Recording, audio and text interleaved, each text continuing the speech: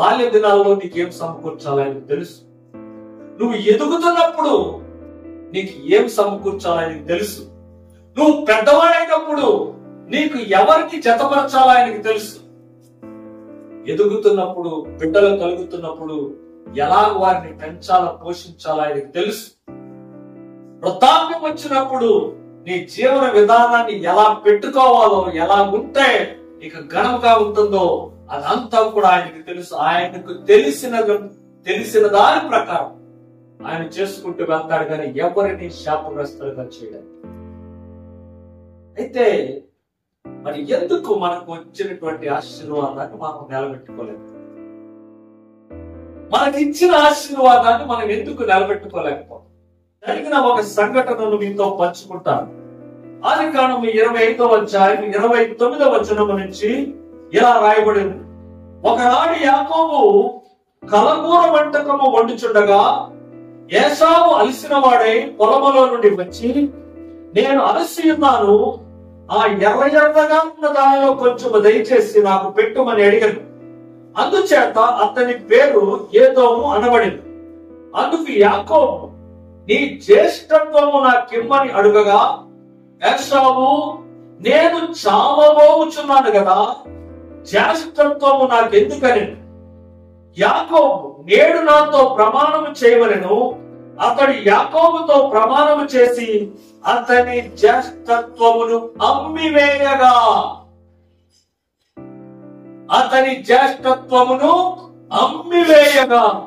జాగ్రత్తగా అండర్లైన్ చేసుకోండి. యాకోబు ఆహారమును, చిక్కుడుకాయల వంటకమును ఏశావునికి ఇచ్చెను. అది అతను తిని త్రాగి లేచిపోయెను. అట్లు ఏశావు తన జ్యేష్ఠత్వము తృణీకరించు. యాకోబు దొంగిలించాడా జ్యేష్ఠత్వాన్ని? దేవుడు ఏశావును శపించాడా? తనకిచ్చినటువంటి జ్యేష్ఠత్వాన్ని ఏశావు ఒక పూట కూటి కోసం అమ్మేశాడు. జ్యేష్ఠత్వం అనేది చాలా ప్రత్యేకమైనటువంటి. జ్యేష్ఠత్వం అనేది దేవుడు ప్రథమ కుమారుడికి దేవుడిచ్చినటువంటి భాగ్యం. ఇందులో ఉండేటువంటి విశిష్టత ఏంటంటే, తండ్రి కొన్నటువంటి భూములో తనకిష్టం వచ్చిన భాగాన్ని తను తీసుకోవాలి. మిగిలిందే నా తర్వాత తమ్ముళ్ళు తను పంచుకోవాలి, అక్క చెల్లెలు కానీ. నేను జ్యేష్ఠ కుమారుడు కాబట్టి మొదటి భాగాన్ని నేను తీసుకోవచ్చు. రెండవది, జ్యేష్ఠత్వం అంటే తండ్రి స్థానం. జ్యేష్ఠత్వం అంటే ఎవరి స్థానం? తండ్రి స్థానం. ఒకవేళ పొరపాటున వయస్సు బేగా అయిపోయి తండ్రి చనిపోతే కుటుంబంలో ఉన్న వారి యోగక్షేమాలన్నీ చూడవలసిన బాధ్యత జ్యేష్ఠ కుమారుడు. అతని మాటకు ఎవరు కూడా ఎదురు చెప్పకూడదు, ఇంక్లూడింగ్ తల్లి. ఎందుకంటే అతడు జ్యేష్ఠ కుమారుడు. అతనికి దేవుడిచ్చినటువంటి భాగ్యం ఏంటంటే తండ్రి స్థానాన్ని ఇచ్చాడు. తండ్రి చనిపోతే ఆ తండ్రి స్థానాన్ని ఇతను పెట్టుకుని అందరికీ కూడా సమకాలికమైన న్యాయం చేయాలి. పిల్లల పెళ్లిళ్ళు చేయాలి, అన్నతమ్ములను సెటిల్ చేయాలి, అక్క చెల్లెలకు వివాహం జరిగించాలి, తల్లి యోగక్షేమాన్ని చూడాలి. అందరికీ సమాంతరమైన న్యాయం చేసేటువంటి పని జ్యేష్ఠ కుమారుడు. ఎందుకంటే తండ్రి స్థానాన్ని సంపాదించాడు. మూడవది, ప్రతి దాంట్లో 2 భాగాలు. ప్రతి దాంట్లో 2 భాగాలు. అంటే ఎవరైనా ఒక భాగం తీసుకోవచ్చు. అక్కకి, చెల్లికి, తమ్ముళ్ళకి అందరికీ ఒక్కొక్క భాగం ఇచ్చినా పర్లేదు. తన మాత్రం 2 భాగాలు తీసుకోవచ్చు. ఎందుకంటే తన జ్యేష్ఠ కుమారుడు. కుటుంబ బాధ్యత ఆయన పైన ఉంది. చాలా ప్రాముఖ్యమైన ఆశీర్వాదం జ్యేష్ఠత్వం ఏంటో తెలుసా? తన ఇంటికి తానే యాజకుడు. అంటే ఆ ఇంట్లో అతను పాస్టర్. జ్యేష్ఠ కుమారుడు ఎవరు? ఆ ఇంటికి అతడే పాస్టర్. ఇంట్లో డివోషన్ జరుగుతుందా లేదా? మా అక్క చెల్లెళ్ళు, అన్నదమ్ములు అందరూ దేవుని ప్రకారం నడుచుకుంటున్నారా? అందరూ కూడా దేవుని యందు భయభక్తులు కలిగి జీవిస్తున్నారా? వారందరూ ఎక్కడైనా చెడు పనులు చేస్తే వాళ్ళని సరిచేసి దేవుని దారికి తీసుకొచ్చి ఒక పాస్టర్ చేయాల్సిన పనిని ఈ జ్యేష్ఠ కుమారుడు చేయాలి. జ్యేష్ఠత్వం అంటే అందులోని యాజకత్వం కూడా. మరొక ప్రాముఖ్యమైనటువంటి స్థానం ఏంటంటే జ్యేష్ఠ కుమారుడు ఇంటికి న్యాయాధిపతి. ఇంట్లో పంచాయతీ ఊర్లో పెట్టరు. ఇంటిలో జ్యేష్ఠ కుమారుడు అంటే ఇంట్లో ఎవరికైనా గొడవలైతే, ఎవరికైనా తొందర అయితే ఆ గొడవను పరిష్కరించి న్యాయం చేయవలసిన న్యాయవాది పని కూడా ఎవరిది? జ్యేష్ఠ కుమారుడు. జ్యేష్ఠ కుమారుడు అంటే ఇన్ని బాధ్యతలు ఉన్నాయి. ఊరికినే 2 భాగాలు స్థలం, ఊరికినే 2 ఆస్తులు, ఊరికినే 2 ఎకరాల భూములు, ఇది కాదు. ఇది ఒక భాగం. ఇంకొక భాగం ఏంటంటే తండ్రి తర్వాత తండ్రి స్థానము, తర్వాత ఒక యాజకుని స్థానము ఇంటికి, తర్వాత ఇంటికి ఒక న్యాయమూర్తి స్థానం. ఇన్ని స్థానాలు జ్యేష్ఠత్వంలో ఉన్నాయి.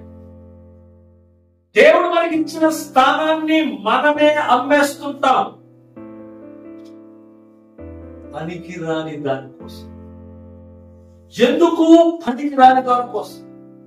చాలా విలువైన దానికి ఏమాత్రం విలువ లేని ఒక్క పూట భోజనం కోసం అమ్మేస్తున్నాడు. చాలా విలువైన స్థానాలు, చాలా ప్రథమైనటువంటి స్థితిని కేవలము తిండి కోసం అనిపిస్తుంది. తిండి కోసం అప్పులు పాలైపోయిన చాలా మంది. యాసావు వంశీ, యాసావు స్వభావం గలవారు. చాలా విలువైన దాని పనికి రాని దానికోసం అమ్మేసుకుంటున్నావేమో. ఒక క్షణం సుఖం కోసం, ఒక టెంపరీ సుఖాల కోసం, ఒక టెంపరీ ఆనందం కోసం, ఒక టెంపరీ ఫ్రెండ్షిప్ కోసం, ఒక మోసాలు చేసే వ్యవహారాల కోసం దేవుడిచ్చినటువంటి ఆశీర్వాదాల అభిషేకాలను అమ్ముకుంటే మన గురించి ఏమని రాయబడింది తెలుసా? హెబ్రీయులకు రాసినటువంటి పత్రిక, యాషావుకు దేవుడిచ్చిన బిరుదు. హెబ్రీయులకు రాసినటువంటి పత్రిక 12వ అధ్యాయము 16వ వచనం. పూటి పూట కోసం యాషావు వంటి భ్రష్టుడు ఏపించారు. జీవితాల్లో దేవుడిచ్చిన నీ స్థానాన్ని నువ్వే పోగొట్టుకుంటున్నావేమో ఒకసారి ఆలోచించు. దేవుడు నిర్ణయించడం అదేమన్నా చాలా విలువైన ఆహారం కూడా కాదు. పెద్ద వద్దు మాంసాలు సట్ల కోసం అమ్మాడా. తర్వాత అంత అయిపోయిన తర్వాత యాకోబు ఏం వడ్డించాడు తెలుసా? చిక్కుడుకాయ కూర వడ్డించాడు.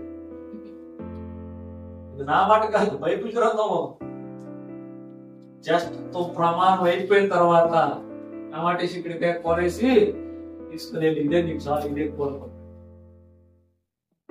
దేనికోసం అమ్మేస్తున్నావు నువ్వు జ్యేష్ఠత్వాన్ని? దేవుడు నీకు ఇచ్చిన ఆశీర్వాదాన్ని దేనికోసం అమ్మేస్తున్నావు? నువ్వు ఎవరు? నీ స్థానం ఏంటి? నీ మందిరంలో నీ స్థానం ఏంటి? నీ ఇంటిలో నీ స్థానం ఏంటి? నీ బ్రతుకులో నీ స్థానం.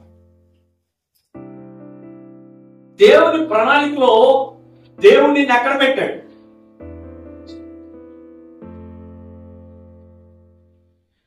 దేవుని యొక్క ఆలోచనలో దేవుడు నిన్ను ఎక్కడ పెట్టాడు? దేవుని ఉద్దేశాల్లో దేవుడు నిన్ను ఎక్కడ పెట్టాడు? దేవుని యొక్క సంకల్పంలో దేవుడు నిన్ను ఎక్కడ పెట్టాడు? అక్కడి నుంచి తాత్కాలికమైన తృప్తుల కోసం, తాత్కాలికమైన వ్యవహారాల కోసం, తాత్కాలికమైన సుఖాల కోసం, తాత్కాలికమైన సంతోషాల కోసం దాన్ని వదిలేస్తున్నావు.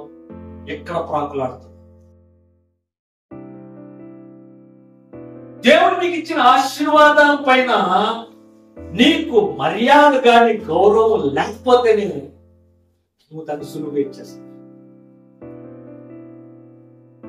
ఇప్పుడు నా మాట నా ఇంట్లో వాళ్ళు వినలేదు అంటే అర్థం ఏంటి? ఇప్పుడు నేను చెప్పిన మాట నా ఇంట్లో వాళ్ళు వినలేదు అంటే అర్థం ఏంటంటే అలా గొప్పదని అర్థం కాదు. నేనంటే వాళ్ళకి మర్యాద లేదని అర్థం. అర్థమవుతుందా? నీ భర్త మాట నువ్వు వినలేదు అంటే నీ భర్త అంటే నీకు మర్యాద లేదని. హృదయము నిండిన దానిని బట్టే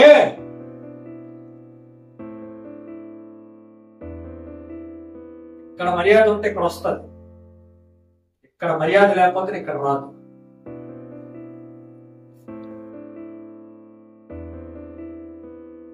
దేవుని వాగ్దానాల కోసం, దేవుని ఆశీర్వాదం, దేవుని అభిషేకం, శ్రేష్టత్వం, అదంటే నీకు రెస్పెక్ట్ లేదు కాబట్టి అలా అనిపిస్తుంది.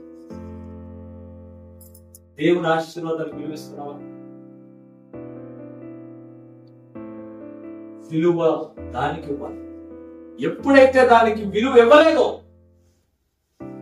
ఏం కాకుండా ఆశీర్వాదాలు అనిపిస్తుంది.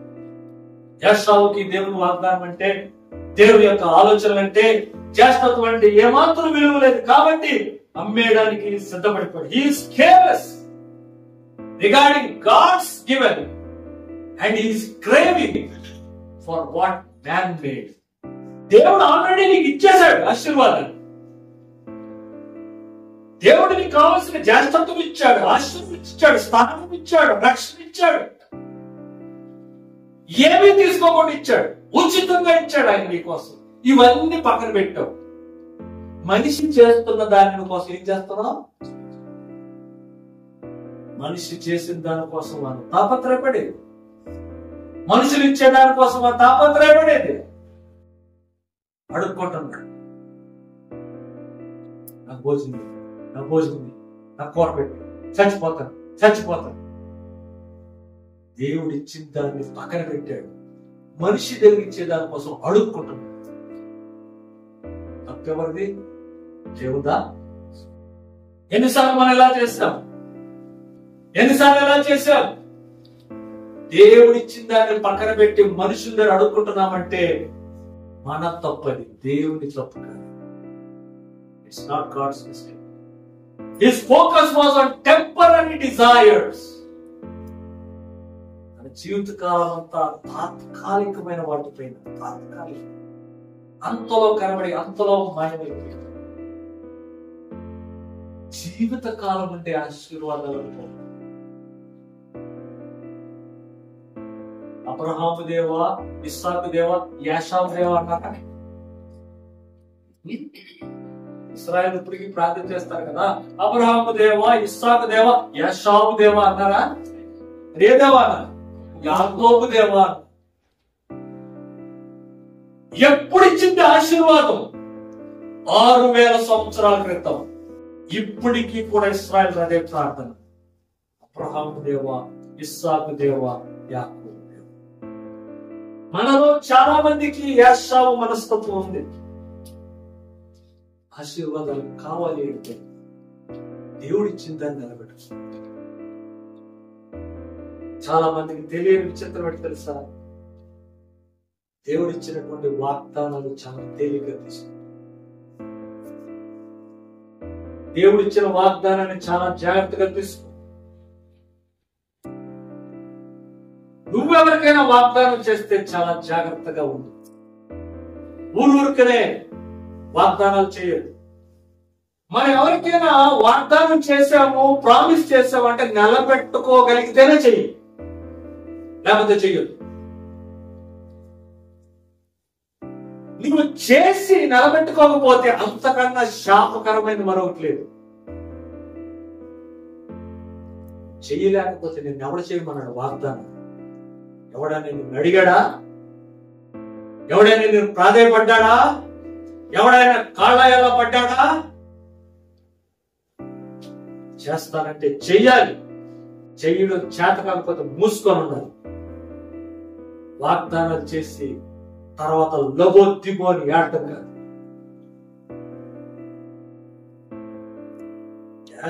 ఓ పెద్ద ఈరులాగా భోజనం పెట్టేసాడు, సమానం చేసి వాగ్దానం చేసేసాడు. చేస్తుంది చేస్తుంది.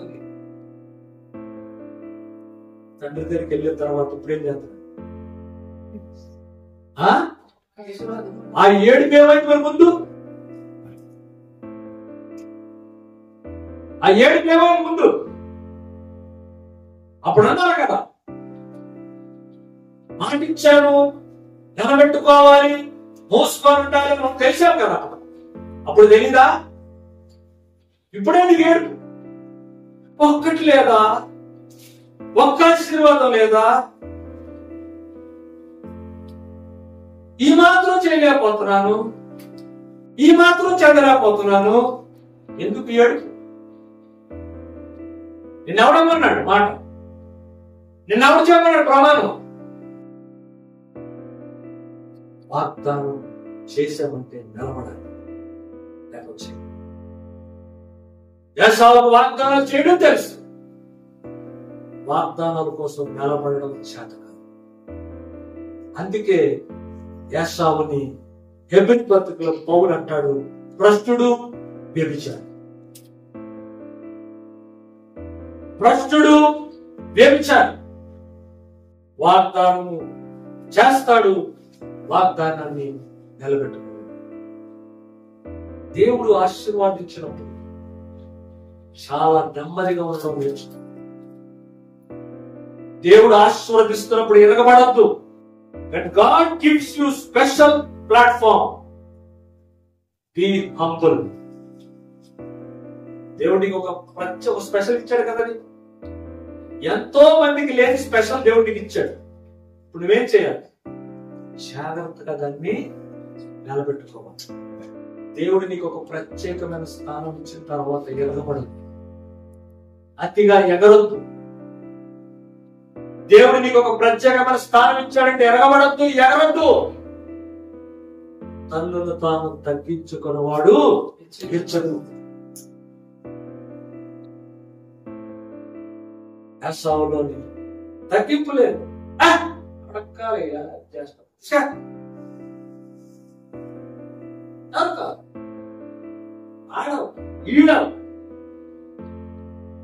ఎర్రడు ఏదో ఎర్రని వాడు అటొచ్చా నీకు?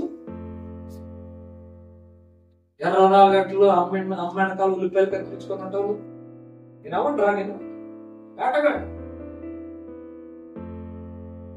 ఎర్రని వాడు. దేవుడు నాకు జ్యేష్ఠత్వం ఇచ్చాడు ప్రభు, నేను కాపాడుకుంటే ఇది లేదండి. దేవుడు నాకు ఆశలు ఇచ్చాడు కాపాడుకుంటే ఇది లేదు. దేవుడు నాకు ప్రత్యేకమైన స్థానం ఇచ్చాడు ఇది లేదు. దేవుడు ఒక ప్రత్యేకమైన స్పెషల్ ఏమైనా నీకు ఇచ్చాడంటే ఎరగబడదు.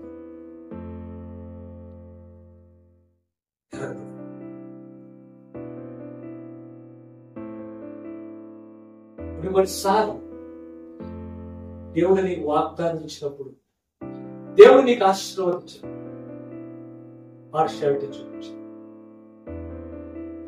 పార్షియాలిటీ చూపించావా, నువ్వే అనేకుల పతనానికి కారణం. నువ్వు ఆశీర్వదింపబడ్డావంటే ఎప్పుడు పార్షియాలిటీ ఉండకూడదు. దేవుని నమ్ము, ఆయన ఇవ్వగలడు. దేవుని నమ్ము, ఆల్రెడీ నీలో ఉన్నదాన్ని తిరిగి ఆయన పాలన.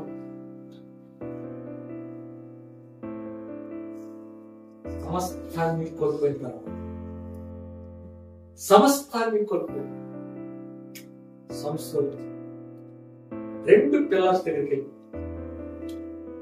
నా జీవితంలో ఎంత ఎదవ పని చేయకుండా ఉండవలసింది.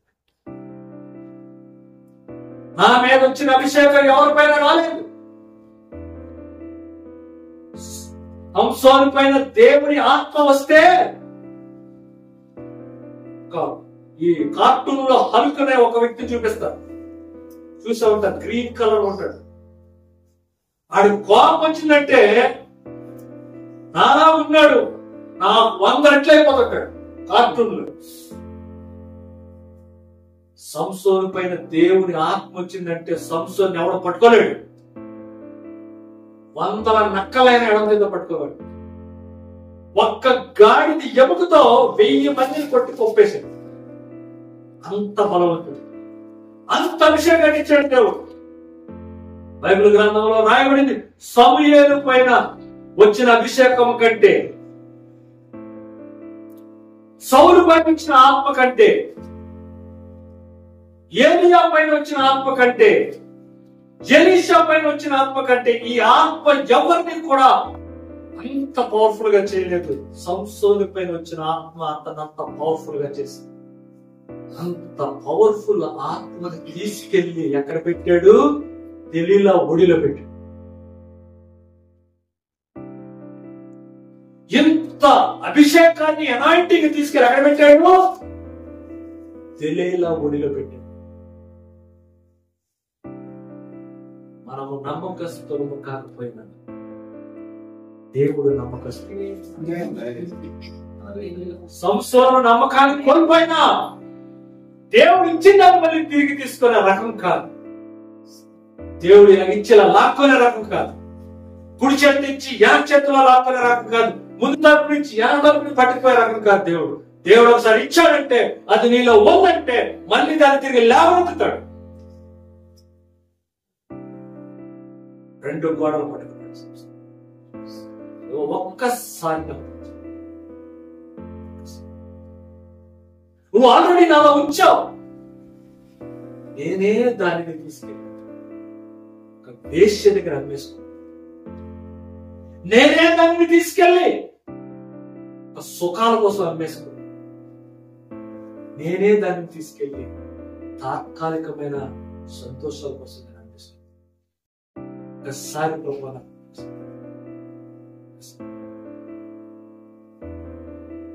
ఎవరికి తెలియని విషయం ఏంటంటే, అందరూ ఎటకారం చేస్తున్నారు, అందరూ నవ్వుతున్నారు, అందరూ తేలిక చేస్తున్నారు. అందరూ అనుకున్నారు కదా, సంసోను గుడ్డోడైపోయాడు, సంసోను గానుగులు అవుతాడు, సంసోను ఎందుకు పనికిరాడు అనుకున్నారు. కానీ వీళ్ళకి తెలియంది, దేవుడికి తెలిసింది ఏంటంటే, సంసోను తల వెంట్రుకలు మరలా. ఎవరికీ తెలుసా? సంసోను తల వెంట్రుకలు మరలా తల వచ్చింది, మళ్ళా తల చిగురించింది. సైన్యములకు అధిపతి యెహోవా నామమున ఒక్కసారి తోశాడు వాడు. దేవాలయం పట్టికేసి దేవుడు ఎప్పుడు దేవుడి పైన దేవుడు నాకు ఇచ్చేది, దేవుడు నాకు ఇచ్చేది, నువ్వు నాకు అది ఇవ్వలేదు, నువ్వు నాకు ఇది ఇవ్వలేదు, నువ్వు అది పెట్టలేదు, నువ్వు నాకు ఇది పెట్టలేదు. ఆల్రెడీ పెట్టాడు, నువ్వే దాన్ని నమ్ముకున్నావు. ఆల్రెడీ పెట్టాడు, దాన్ని నువ్వు పక్కన పెట్టావు. ఆల్రెడీ పెట్టాడు, నువ్వు దాన్ని పక్కన నిరాకరించావు. ఒక పూటి ఊట కోసం, ఊట కోసం, భోజనం కోసం జ్యేష్ఠత్వాన్ని అన్వేషిస్తున్నాను. ఒక తండ్రి ఇస్తాను, ఒక న్యాయవాది ఇస్తాను, ఒక యాజకుని ఇస్తాను, జవాబుదారీగా వస్తాను. Just for one period of దేవుడు నీకు ఇచ్చిన ఆశీర్వాదాన్ని దేనికి అమ్మేస్తాను? ఈరోజు దేవుడికి ఇచ్చినటువంటి దీవెన దేనికి అమ్మేస్తున్నాం? దేవుని సమయాన్ని మొబైల్కి అమ్మేస్తాం. దేవుడు ఇచ్చినటువంటి ప్రార్థనని తిరుగుడికి అమ్మేస్తున్నాం. దేవుని ప్రార్థనని, వాక్యాన్ని సోదులుగా అమ్మేస్తాం. దేవుని ఆశీర్వాదం సమృద్ధిగా దేనికి అమ్మేస్తాం? యాసోవు యొక్క పూట కూటి కోసం మనం అమ్మేస్తే మనకంటే దౌర్భాగ్యులు మాట ఇచ్చి మాట తప్పని దేవాది దేవుడు గుడ్డగా ఆయన అడుగుదా, ప్రభువా నేను నిర్లక్ష్యం చేసి దేవుడిచ్చిన వాక్యాన్ని పోగొట్టుకున్న తర్వాత దావీదు ఏడుస్తాడు.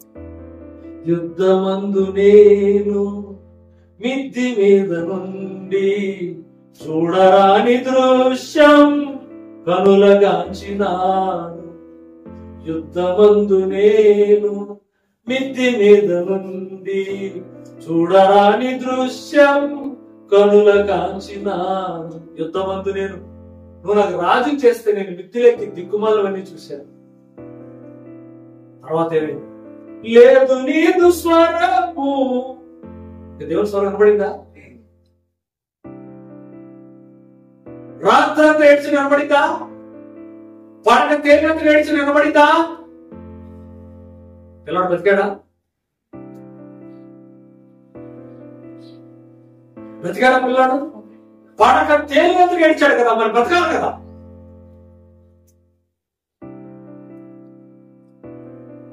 లేదు నీదు జీవిస్తున్నాం. దేవుడు ఇచ్చిన ఆశీర్వాదాన్ని నిలబెట్టు. దేవుడు ఆల్రెడీ ఇచ్చాడు నీకు ఆశీర్వాదం. ఒక స్పెషల్ ప్లేస్ ఇచ్చి, ఒక మంచి స్థానం నుంచి. Already it is there. It's already there. You have to open it. నువ్వే దానికి తెరవాలి. నువ్వే దానికి. ఎవరో నీకు తెరిస్తే తెరవాలి. ఎవరో నీకు ఓపెన్ చేస్తూ ఓపెన్ అవ్వదు. దేవా, నేను నమ్ముకోను ప్రభు, నాకు ఇచ్చిన ఆశ నమ్ముకోను. నేను నిర్లక్ష్యం చేయను ప్రభు. చస్ ఈ భోజనం ఎవడో కావాలి, చస్ ఈ సుఖాలు ఎవడో కావాలి, చస్ ఈ సహవాసాలు ఎవడో కావాలి. ఈరోజు రేపు పోయే దీనికోసం రాజ్యంలో నిరంతరం ఉండే విషయం ఈ స్థానం కావాలి.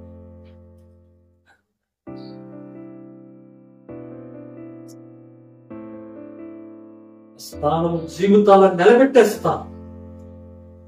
యాకోబుకు 12 మంది పిల్లలు పడితే 12 గోత్రాలుగా దేవుడు. ఎవడైతే ఆశీర్వాదాన్ని విలువిచ్చాడు, ఆడి కడుపున రాజులు పుట్టారు, యాజకులు పుట్టారు, న్యాయాధిపతులు పుట్టారు, ప్రవక్తలు పుట్టారు. ఈ కడుపులో ఎవరు పుట్టారు? ఈ కడుపులో ఎవరు పుట్టారు? దేవుని పైన తిరుగుబాటు చేసేవారు. ఎందుకంటే నువ్వు ఆశీర్వాదాన్ని నిర్లక్ష్యం చేశావు. ఆశీర్వాదం భోజనం పోయినా పర్లేదు, దాన్ని కావాలి. మనం చేయి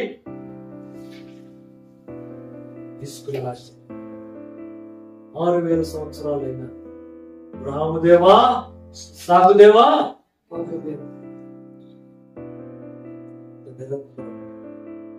ఆశీర్వాదం కావాలా? నీలోనే. నేను ప్రార్థన చేస్తే నీకు వస్తుంది అనుకో.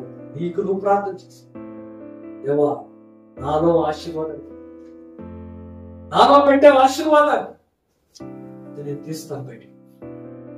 ఈ చుట్లు పోయినట్టు కొడుతూ యెరూషలేము వీధుల్లో ఆయన తీసుకెళ్తుంటే, నన్ను కాపాడండి, నన్ను కాపాడండి అని అనలేదా?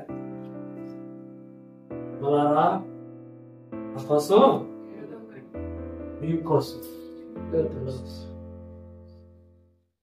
ఆల్రెడీ నేను ఇచ్చాను. ఈ పిల్లలు రేపొద్దున్నాము ప్రవచించువారు, ఈ పిల్లలు రేపొద్దున అభిషేకంతో నింపబడి దేవుని నామాన్ని ప్రకటించేవారు. వాళ్ళ కోసం అడిగారు. ఈరోజు ఆశీర్వాదం కావాలనుకుంటున్నావా? ఎక్కడో సంతలో లేదు, నీలోనే ఉంది ఆశ.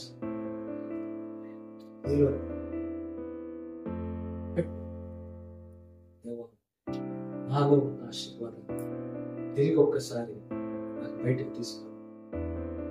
ఇక మీదతో నా నిర్లక్ష్యం చేయాలి. తలలో వచ్చి